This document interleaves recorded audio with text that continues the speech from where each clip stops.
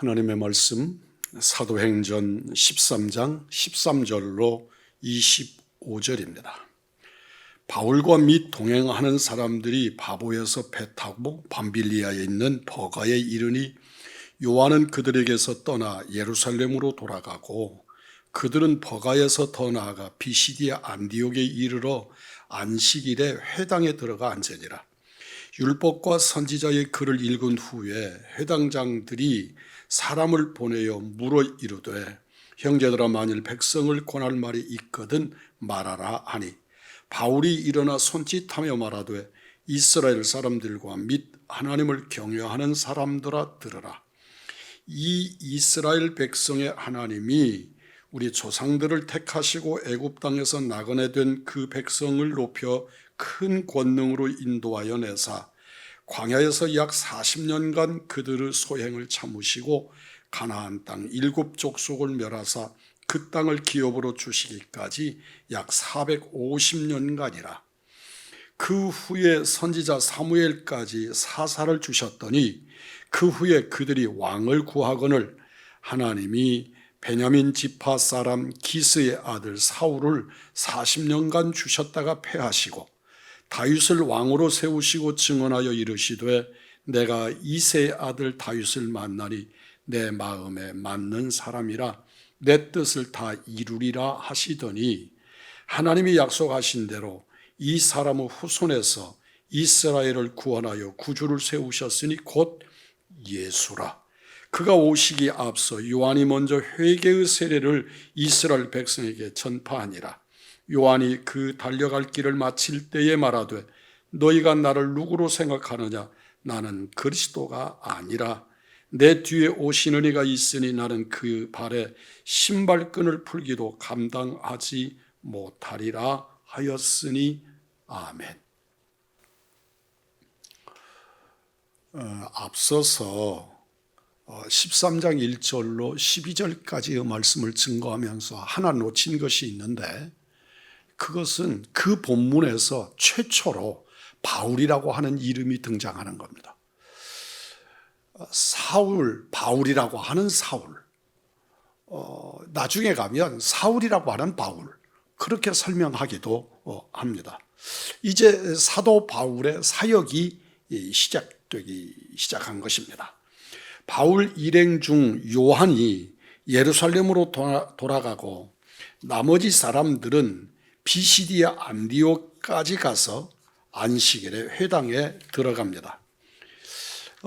이들이 이 지중해 연안을 타고 올라갔다가 그들이 육지에 이르게 되고 비시디아 안디옥까지 가게 되는데 이 비시디아 안디옥은 오늘날의 터키 땅 아주 북쪽에 해당되는 지역입니다. 그러니까 이들이 얼마나 많은 길을 걸으면서 끊임없이 복음을 증거했는가 하는 것을 알 수 있습니다. 바나바와 바울 일행은 구브로 섬 바보를 떠나 밤빌리아 버가로 이동하고 그 버가에서 요한이 돌아갑니다. 이 요한은 사도 요한이 아니고 마가 요한입니다. 그러니까 다락방의 주인이었던 마리아의 아들 마가입니다.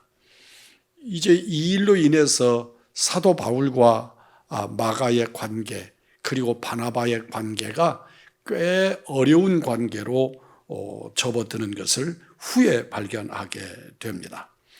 기적을 행한 덕택에 총독의 호의를 받고 섬을 떠나 험산 줄령에 가로막은 소아시아 대륙에 이르게 된 것이지요. 이곳에서 마가 요한은 이유를 알지 못합니다. 아직은 이유를 잘 알지 못하지만 하여튼 그는 예루살렘으로 돌아갔습니다. 이유가 무엇이든지 그들의 일행은 교회의 배웅을 받으며 함께 떠나온 동역자였는데 그 동역자를 잃은 것입니다. 하지만 바나바와 바울은 이에 굴하지 않고 버가에서 더 나아가 비시디아 안디옥에 이르게 됩니다. 이전처럼 유대인의 회당을 찾아가 열심히 하나님의 말씀을 전합니다. 하나님의 일을 할 때 때론 뜻하지 않은 어려움을 만날 수 있습니다. 우리가 하나님의 말씀을 증거하고 하나님의 뜻을 행하는 일이니까 만사 태평일 것이다? 그렇지 않습니다. 그러나 하나님의 뜻이라면 우리는 믿음으로 계속 나가는 길을 가야 할 줄 믿습니다. 15절 이하의 말씀을 보면 이제 구원 약속과 성취에 관하여 말씀을 하는데, 놀라운 것은 16절부터 41절까지, 오늘은 우리가 25절까지 봉독을 했지만 16절로 41절까지가 사도 바울의 첫 번째 설교입니다. 여기서 사도 바울이 얼마나 이스라엘 역사를 복음적으로 이미 이해하고 수용하고 갖추었는지를 알게 합니다. 바울은 이스라엘 사람들 앞에서 하나님의 행하신 일을 선포합니다. 회당은 그 지역을 방문하는 손님들을 굉장히 대접하는 문화를 가지고 있었습니다.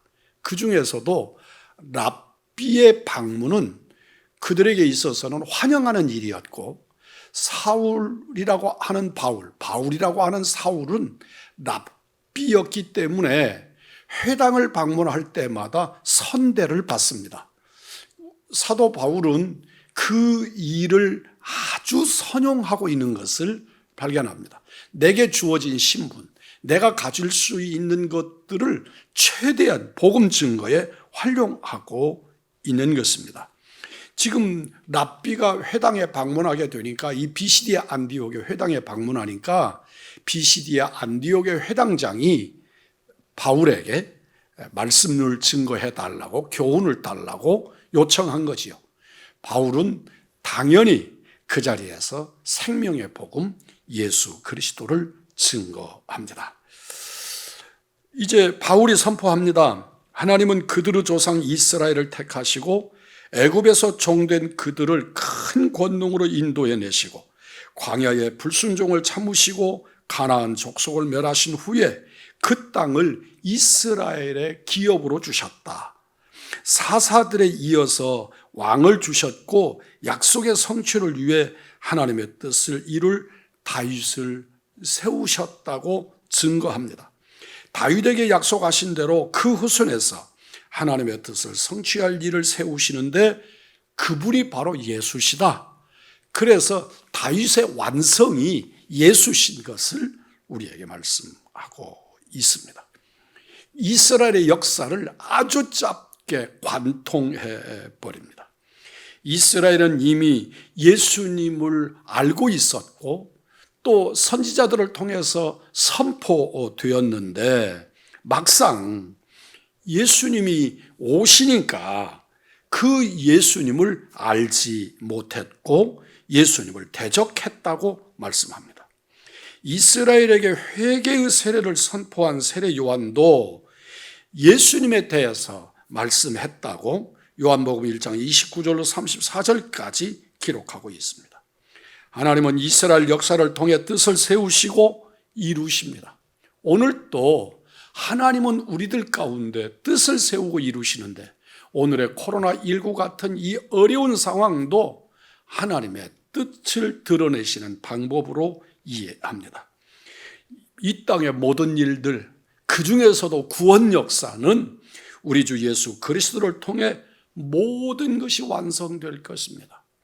우리는 인류의 역사를 바라볼 때 구원사적으로 바라볼 줄 아는 믿음의 시각을 갖는 것이 대단히 중요합니다.